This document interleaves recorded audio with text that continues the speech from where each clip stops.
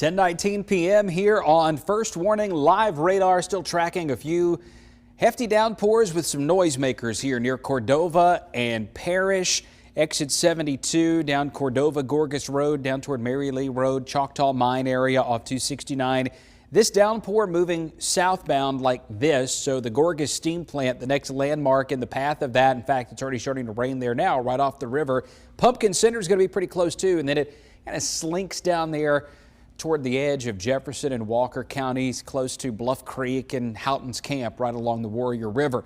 Pretty hefty storm there just southwest of Forkland, moving down into Sumter County, and then we've got these that have really blown up around Memphis and Pickensville. Those are moving southbound and expected to affect communities like Cochran and Dancy, Vienna, Panola, and Warsaw in the northern part of Sumter County here just in the next few minutes.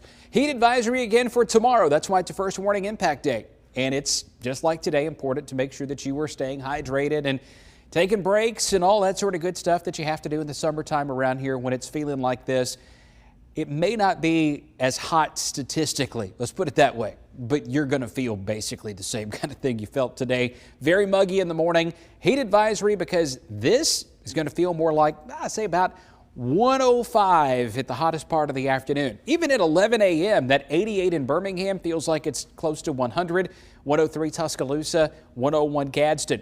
The actual air temperature between about 90 and 95 for most of the afternoon. Briefly, though, it wouldn't be shocking to see a few places slip up to about 96 or 97 in between some isolated thunderstorms that develop here and there. But those are going to start getting going between noon and 1 p.m. and it could be as far away from Tuscaloosa as maybe Samantha, Jasper, Oak Grove, Birmingham, or even Springville.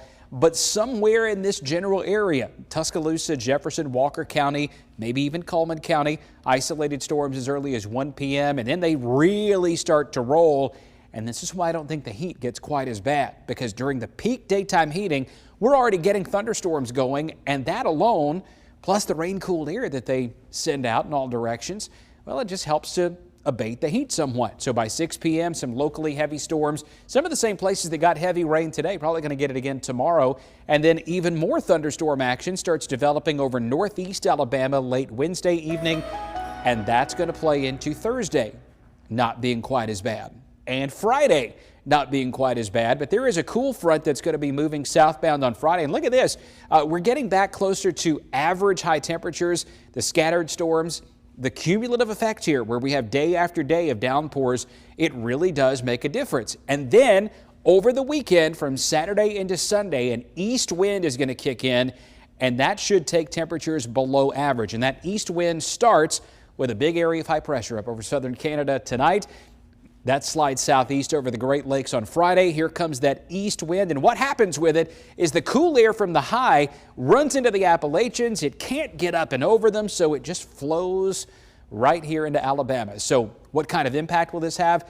This is straight model data. I haven't adjusted any of the temperatures, showing 70s Sunday morning, showing 80s in the afternoon, and while that's not cool, it's still nearly 15 degrees cooler than where we've been today. I'll take 5 or 10 degrees if we can get it down that much. Forecasting a high in the low 80s Sunday with clouds and a chance of some scattered showers and storms.